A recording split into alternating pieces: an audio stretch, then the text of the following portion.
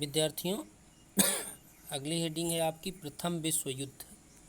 प्रथम विश्व युद्ध कह रहा है कि रूसी क्रांति का तात्कालिक कारण प्रथम विश्व युद्ध से उत्पन्न परिस्थितियां थी। विद्यार्थियों कह रहा है रूसी क्रांति का जो तात्कालिक कारण था वह प्रथम विश्व युद्ध से उत्पन्न परिस्थितियां थी। विद्यार्थियों वो उत्पन्न परिस्थितियां क्या थीं?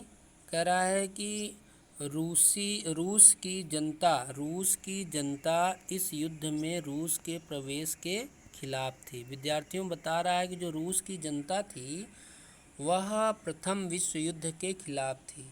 क्यों खिलाफ थी? क्योंकि वहाँ पहले से ही बेरोजगारी व्याप्त थी, आर्थिक स्थिति अच्छी नहीं थी और ऊपर से एक युद्ध को झेलना, इसलिए रूस की जनता इस युद्ध के खिलाफ थी। फिर भी अगस्त सन 1914 में जार ने रूस को युद्ध में धकेल दिया। कह रहा है फिर भी अगस्त 1914 में जार ने रूस को युद्ध में ढकेल दिया। कुछ आरंभिक सफलताओं के बाद रूस को युद्ध में बार बार पराजय देखनी पड़ी। कह रहा है विद्यार्थियों शुरुआत में तो रूस को कुछ सफलता मिली, लेकिन बाद में जितने भी युद्ध रूस आगे करता गया सब में उसे पराजय देखनी पड़ी। लगभग 1 करोड़ 20 लाख सैनिक युद्ध मोर्चे पर लड़ने के लिए भेजे गए, जिनमें से लगभग 17 लाख सैनिक मारे गए। विद्यार्थियों कह रहा है कि 1 करोड़ 20 लाख सैनिक युद्ध में प्रथम विश्व युद्ध में रूस की तरफ से भेजे गए थे, जिनमें एक अच्छी नीति न होने के कारण लगभग 17 लाख सैनिक रूस के मारे गए और लगभग 50 लाख घायल हो गए। कह रहा है विद्यार्थियों इसके अलावा लगभग 25 लाख सैनिकों के बारे में कुछ पता ही नहीं चला। विद्यार्थियों बता रहा है कि 1 करोड़ 20 लाख सैनिक युद्ध के लिए भेजे गए और उनमें से लगभग युद्ध नीति अच्छी न होने के कारण 17 लाख सैनिक मार दिए गए और लगभग 50 लाख सैनिक घायल हो गए और इसके साथ साथ लगभग 25 लाख सैनिक के बारे में कुछ पता ही नहीं चला कि वो कहाँ गए, उनके साथ क्या हुआ। इसके अतिरिक्त इस युद्ध में रूस को आर्थिक संकट से भी गुजरना पड़ा। कह रहा है विद्यार्थियों इसके साथ साथ इतनी बड़ी संकट के अलावा रूस को आर्थिक संकट से भी गुजरना पड़ा। देश में आवश्यक वस्तुओं का घोर अभाव हो गया। कह रहा है विद्यार्थियों पूरे देश में जो आम जनता के लिए आवश्यक वस्तुएं थीं उनका बहुत ही अभाव हो गया। इस प्रकार से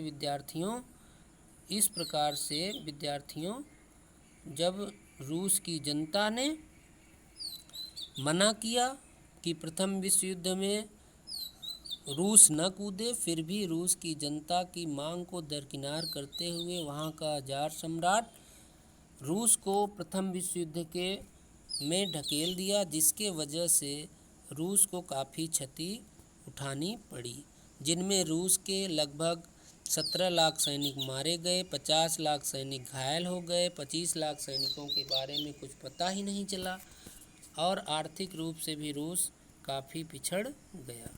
फिर विद्यार्थियों जैसा कि मैंने पिछले वीडियोज़ में आपको बताया था कि आर्थिक 1905 की क्रांति का प्रभाव भी पड़ा।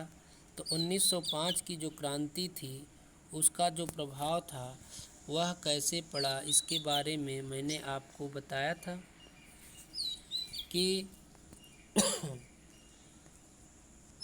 कह रहा है आगे 1905 में रूस के देशभक्तों ने राष्ट्रीयता की भावना से प्रेरित होकर अपनी स्वाधीनता के लिए ज़ारशाही के खिलाफ क्रांति कर दी थी।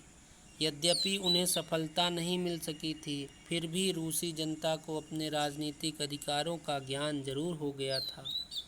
वह मताधिकार तथा लोकतंत्र के महत्व को भली प्रकार समझने लगी थी। कह रहा है विद्यार्थियों, वहाँ की जनता अपने मत के अधिकार को एवं लोकतंत्र के महत्व को अच्छे तरीके से समझने लगी थी। अब वह जारशाही को मिटाकर रूस में वास्तविक लोकतंत्र की स्थापना हेतु संघर्ष के लिए प्रेरित हो गई थी। विद्यार्थियों कह रहा है कि अब वहाँ की जनता यह ठान ली थी कि जारशाही निरंकुश राजतंत्र को हम खत्म करके रूस में वास्तविक लोकतंत्र की स्थापना करेंगे। इसके लिए उन लोगों ने काफ़ी संघर्ष किया। विद्यार्थियों,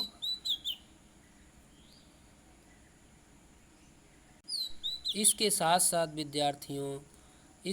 साथ विद्यार्थियों अगला जो कारण है वह सामाजिक कारण है।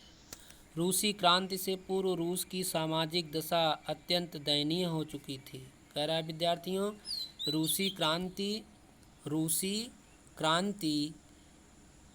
से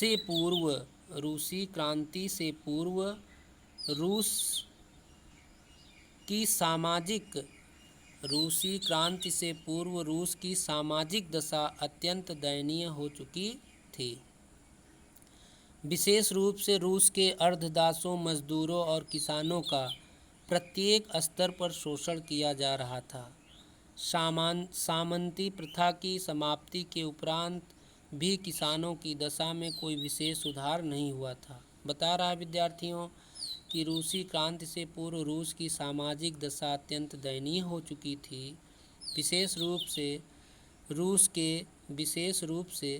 रूस के अर्ध दासों, मजदूरों और किसानों का प्रत्येक स्तर पर शोषण हो रहा था। साम्यवादी प्रथा की समाप्ति के उपरांत भी किसानों की दशा में कोई विशेष सुधार नहीं हुआ था। इस प्रकार मजदूरों की स्थिति भी बहुत दयनीय हो गई थी।